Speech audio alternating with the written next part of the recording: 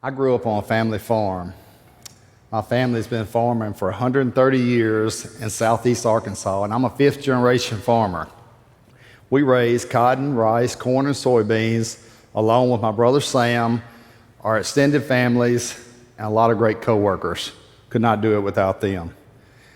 So when I was 16 years old, I came home from school one day. It was my dad's birthday.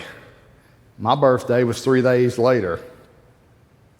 I was expecting some type of party, event. But my dad had just went through the historic 1980 drought. And when I got home that day, my mom was crying.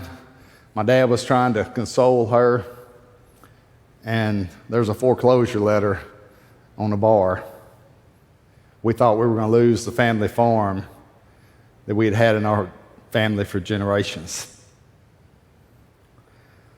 Luckily, we did not lose the farm, but he still struggled financially. When I was 22 years old, after a little time in the Army, I decided I was going to start farming. So my brother and I rented a farm. My dad couldn't help us. He didn't have the finances. He could not help us get started. Farming is a very capital-intensive business. And so we got an FHA beginning farmer loan. And let me tell you something about renting a farm when you're 22 years old. No one rents you a farm unless no one else wants to rent it. It was a big piece of land. It was cash rent. I mean, the states were set. We were doomed to fail. And we weren't focused on environmental sustainability back then. We were focused on economic sustainability. How do we make higher yield? How do we use less fertilizer? How do we get to the next year and feed our family? And it happens that economic and environmental sustainability go hand in hand, along with social sustainability. As we use less fertilizer, use less water, our yields start going up. It was just a great thing. So one of the first things we did on our rice fields, we adopted a technique that's a little different. We leveled our fields completely flat. This is called zero grade. Rice all over the world is grown in a flooded environment everywhere. And most people use the natural contour of the earth to cascade the water down and let the water flow downhill. And they're always, we call it continuous flood. They continuously put water on their fields. And we leveled ours flat with a perimeter road. And what that perimeter road lets us do is capture rainfall. So we're actually pump less water, we're actually able to use less water, we have less runoff, less erosion, less nutrients leaving our field. Nothing leaves our field unless we want it to. So I get around farmers and I tell them about potential carbon credits and other things, and our family was lucky. We were one of the first ever in the world to sell agricultural carbon credits in 2016 to Microsoft using this protocol that we designed on rice. And I got that. Let me just back up a little bit and tell you how I got that. I didn't get that on my own. I met two very instrumental people. One was Dr. Merle Anders. He is the world-renowned greenhouse gas expert, and he started mentoring me. The other was a buyer from Mars Foods, and we were in a leadership class together, and we started talking, and we started thinking about sustainability. So that's how my journey started. But you know, when I tell other farmers that they could potentially sell carbon credit, they could help companies reduce their Scope 3 emissions, they could save money, possibly enroll in environmental climate smart practices for the government, they say, I'm just trying to get by. Farming is a generational business. People have been doing things passed down father to son, and you'll see father to daughter here in a minute. It's passed down generational. And we only get one chance a year to make a mistake. So when you tell people about doing things that are outside their norm, it scares the heck out of them. So I found a different way of talking to them about it. I say, well, you know, you could save $40 to $50 on your pumping cost. You could sell a carbon credit. You could get paid more by a company for doing the right thing. this starts to pique their interest. Risk mitigation is how we're going to get farmers involved. We are a for-profit industry, so they're not going to do anything that they think hurts their yields.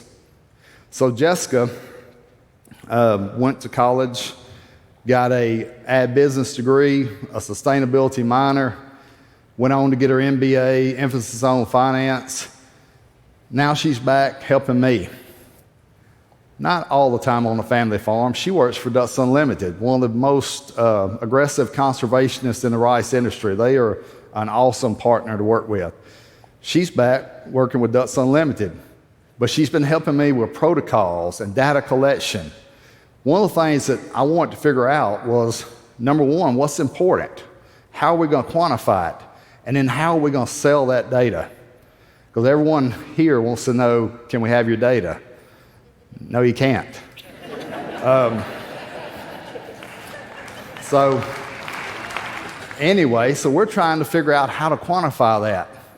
So we established what is called the Smart Rice Protocol. We partnered with a global seed company, Rice Tech, and we have one of the first ever, there's a couple more, I promise you it's the most rigorous, but we have one of the first ever third-party verified sustainable rice packages that hit the market a few months ago, and we're trying to get in retail locations, and then we're also helping some major end users with their Scope 3, and I think that's going to be the future. But Jessica's role in growing rice is much different than mine, and she's part of the next generation to come take over our family farm.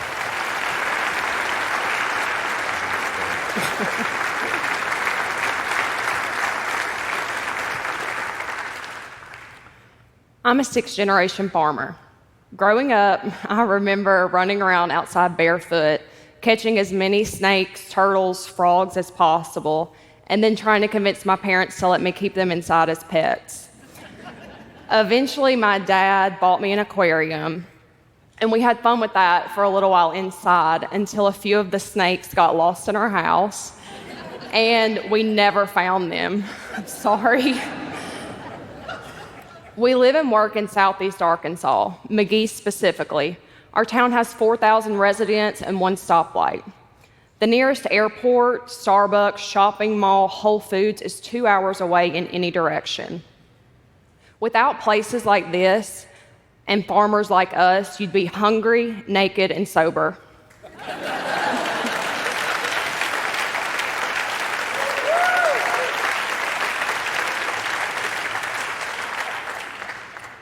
I sometimes jokingly say that I have 3, sometimes 4 full-time jobs, but I really have 3 or 4 full-time jobs. My day job is as a conservation coordinator with Ducks Unlimited under the Rice Stewardship Partnership. I work alongside rice farmers to protect, restore, and manage wetlands for waterfowl. Waterfowl spend a lot of time in rice fields, by the way. I'm also a wife, mother, and I do anything and everything I can for our family farm. The last one doesn't pay the bills, but it's hard to say no to my dad. So when he sent me an email about a grant he was interested in a little over a year ago, I got to work. My dad releases the butterflies, and I have to catch them. I have to figure out how to do what's going on, whatever is in his mind. He's the thinker, I'm the doer. This grant specifically was the USDA's Partnerships for Climate Smart Commodities. I submitted a proposal on behalf of our farm, and it was successfully selected. We are going to work with farmers in Southeast Arkansas to educate them about the benefits of growing sustainable rice. We're going to work with veterans, immigrants, limited resource, and socially disadvantaged farmers. Farmers that aren't so different from my family just a few generations ago. We will then implement pay-for practices such as alternate wetting and drying, cover crop, no-till, and low-till. We will then help them learn about and document their greenhouse gas benefits, monitor, measure, report, and verify them, then market and sell that rice at a premium to help them realize the benefits of producing sustainable rice, the economic advantage. I'm a farmer, but not in the way you might think. I don't drive the tractors, and I don't plant the rice. but I know how to take what my dad has learned and what he is doing and share that with others. I know how to interpret the data and see the reduction in inputs that has both an economic and an environmental impact. I don't know if that alone is enough to stop climate change, but I'm surrounded by farmers that are doing everything they can to be more sustainable. I think my brother and I will take over the farm someday if my dad lets us. And hopefully, when my son is old enough, I'll take him out on the farm and show him what I do. I'll tell him he can go do whatever he wants to do. And hopefully one day I'll see him back on the farm, the 7th generation. But for that to happen, we need a sustainable farming industry, one that rewards trailblazers and early adopters instead of penalizing them. Farmers like my family who are on the front lines of sustainable rice production. So Jessica mentioned alternate wetting and drying, and I think in my haste I left it out.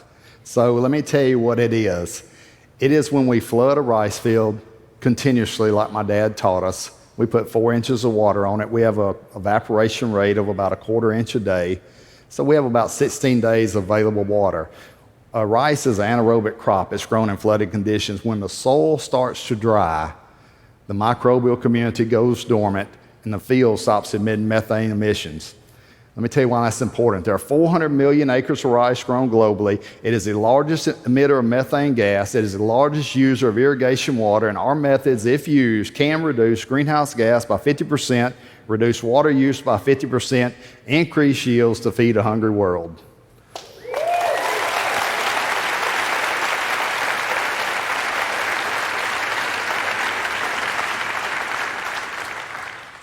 If our protocols were adopted more widely, can you imagine the benefits?